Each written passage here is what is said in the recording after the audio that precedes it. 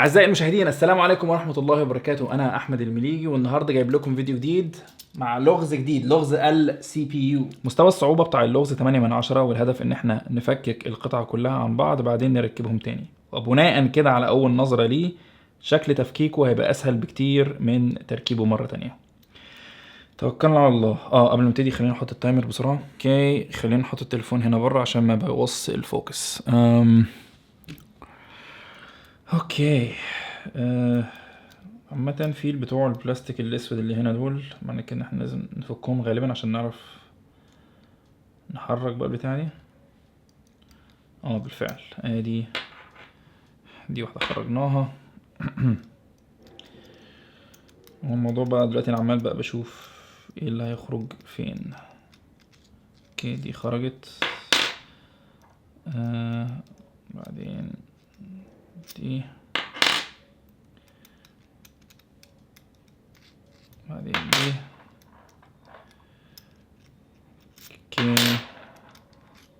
اوكي تمام. التفكيك بالظبط خد مننا 51 ثانية، يعني ما كملش دقيقة حتى. معناه كده ان فعلا التركيب هو هيبقى اصعب حاجة. توكلنا على الله.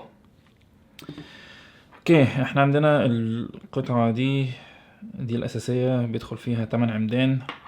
ده اول واحد خرجناه، معناه كده ان هو ده غالبا اخر واحد هيدخل بالترتيب كده. فخلينا نحط ده على جنب ونبص بقى على ايه السبعة اللي فاضلين. عندنا 2 فيهم فتحة واحدة، 2. لا، دي فيها 4. هل في واحدة تانية فيها 4؟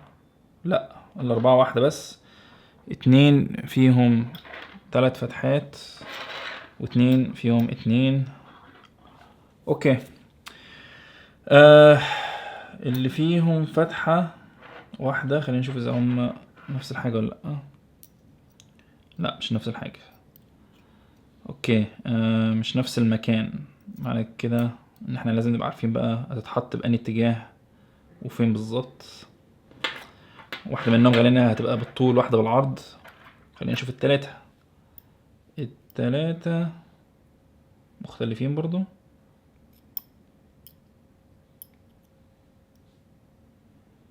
لا، التلاتة نفس الحاجة، بس برضو على حسب هي كده ولا كده هتختلف الفتحات هتبقى فين. وبرضو المفروض ان واحدة تبقى بالطول واحدة بالعرض. بعدين كده فاضل لنا الاتنينات. خلينا نشوف اذا هما نفس الحاجة. لا، واحدة في النص تقريبا.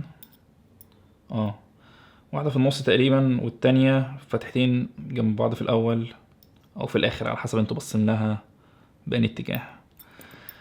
وعندنا الأربعة.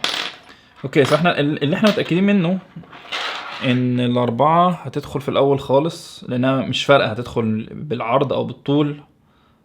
مش هتفرق لانها كلها مفتوحة.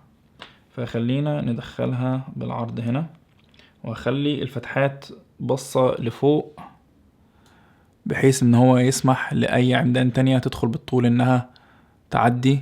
لانها لو الفتحات بصة لتحت هتزنق على العمدان، مش عارف يدخل، فلازم تبقى بصة لفوق.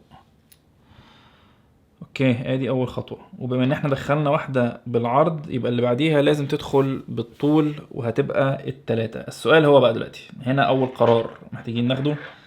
التلاتين شبه بعض، بس هل السؤال هو هل هتدخل كده ولا كده؟ وتوقعي لان العمود ده اوريدي هناك، فلازم الحتة البعيدة دي تبقى هنا بحيث ان التلات فتحات يبقوا لسه فاتحين لنا هنا. فهنعمل كده،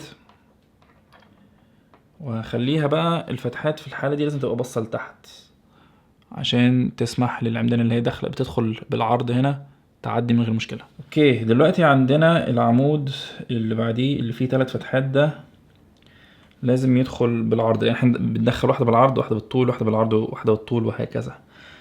السؤال هو بقى دي هتدخل في أي اتجاه وازاي؟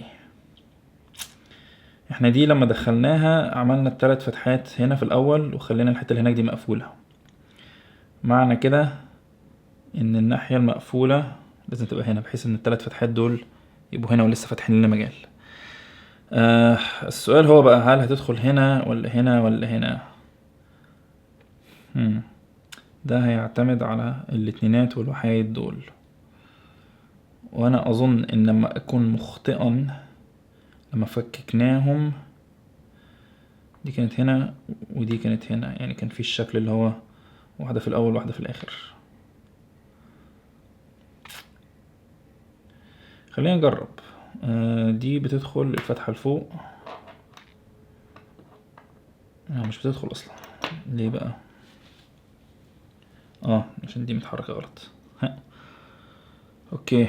الفتحة لفوق، وبكده ما قفلناش اي حفر تانية، يعني احنا كده لسه ماشيين مظبوط.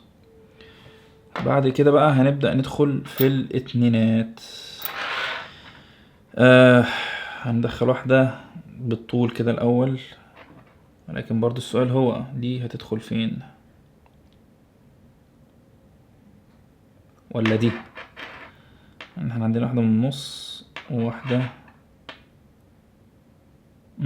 اظن لازم ندخل اللي في النص، والسبب هو لان دي تدخل بالطول، احنا اوريدي سادين ده وده، يعني دول اللي هما مقفلين هنا، فلازم النص هو اللي يبقى مفتوح. السؤال بقى هو هل هتدخل هنا ولا هنا ولا هنا؟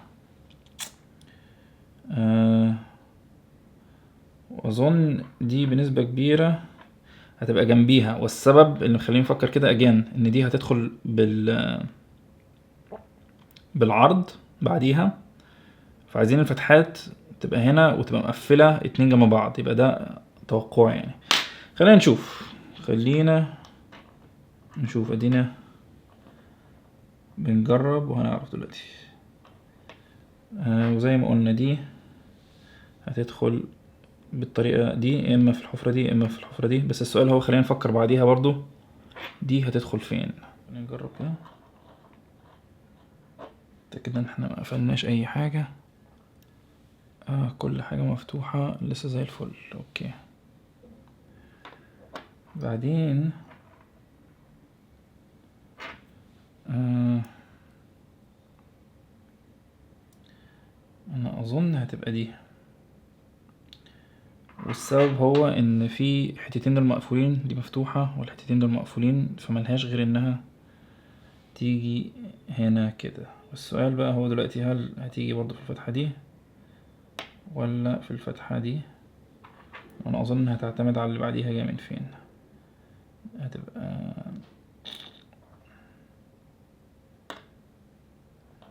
اظن هتبقى كده، عشان اللي هي الصالب اللي في الاخر دي تدخل كده، مش كده؟ طيب خلينا نجرب. احنا هندخل، احنا كنا في دي صح؟ هندخل دي الاول، هنلفها لتحت الفتحة. خلينا نتأكد بس شكلها عامل ازاي. اوكي. بعدين هندخل دي كده. لحظة الحقيقة، هل احنا سديناها؟ لا والله ما سديناهاش. بوم. خلينا نشوف خدت وقت قد ايه. 10 دقايق و16 ثانية تقريبا. مش وحش والله، حلوة حلوة حلوة حلوة. انا يعني هي ما كانتش صعبة قوي، ويمكن السبب ان احنا عملنا انواع الغاز من دي كتير اللي احنا بنفكك فيها القطع بعدين بنركبهم تاني، بس الصراحة كانت ممتعة، وخاصة ان كانت محتاجة شوية تفكير القطع تروح فين قبل اني واحدة، ويمكن ده هو اللي كان مخليها صعبة، بس الصراحة حلو يستاهل انه يبقى 8 من 10. اتمنى يا رب تكونوا استمتعتم بالفيديو. لو مش مشتركين في القناة اشتركوا واعملوا لايك للفيديو بليز، لان ده بيساعدني جدا. وحابب اقول برضو ان المتعة لا تنتهي هنا عزيزي المشاهد، فلو حابب تشوف الغاز من اللي حلتها قبل كده احط لك فيديو منهم هنا.